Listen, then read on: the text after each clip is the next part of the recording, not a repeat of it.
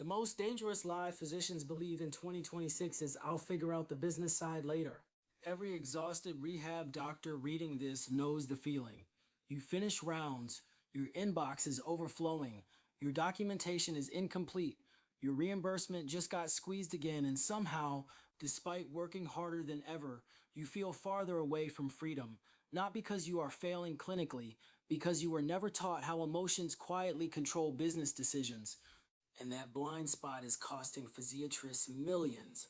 The emotional trap destroying physiatry practices. Most physicians think business failure comes from lack of intelligence. It doesn't. It comes from emotional certainty disguised as logic. The attached framework explains something profound. Emotional reactions often feel like facts. That single concept explains why so many brilliant physiatrists stay trapped in systems they secretly hate. When hospital administrators pressure you, it feels like I have no choice. This is just how medicine works. Private practice is too risky. Reimbursements are too low. I'm too late. But feelings are not always evidence. They are filters. And if you never learn to separate emotional fear from strategic reality, you will build your career around survival instead of ownership. That is exactly what corporate medicine is counting on. Why physiatrists are experiencing massive FOMO right now?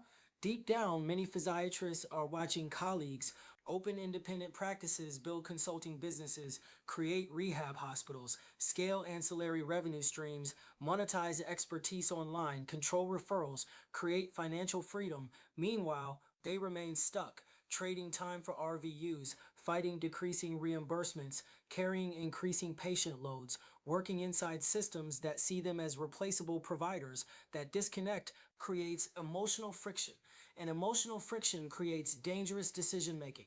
Some physiatrists freeze, others overreact, some quit too early, some stay too long, some convince themselves they are safe while their autonomy slowly disappears one contract at a time. The fear feels real because the pressure is real, but the conclusion your fear gives you is not always true.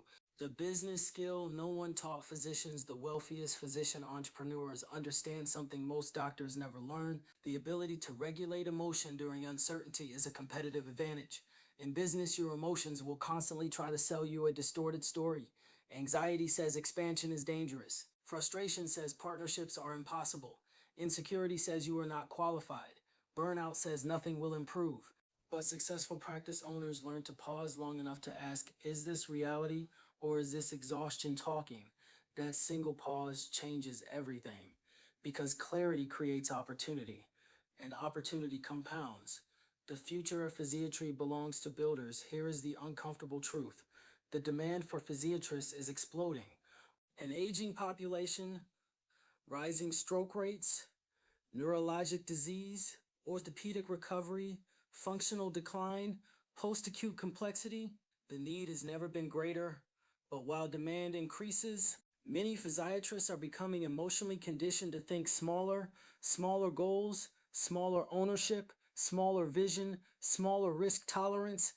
That is why so many talented physicians never build a practice, rehab facility, consulting company, or digital brand they are fully capable of creating, not because they lack intelligence, because fear quietly became their business advisor.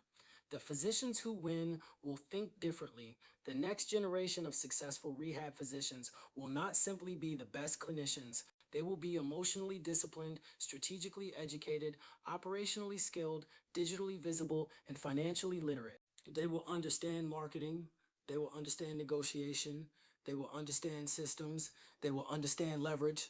Most importantly, they will stop confusing temporary emotional discomfort with permanent business truth. Here's the real risk. The biggest risk is not starting a practice. The biggest risk is waking up 10 years from now realizing you built everyone else's dream, ignored your own potential, and let fear make financial decisions for your family.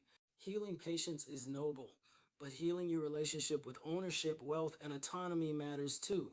Because physicians who understand business do not just create income, they create options, and options create freedom. The future of physiatry will belong to physicians willing to challenge the emotional stories keeping them small. The question is, will you build something or spend the next decade watching someone else build it first?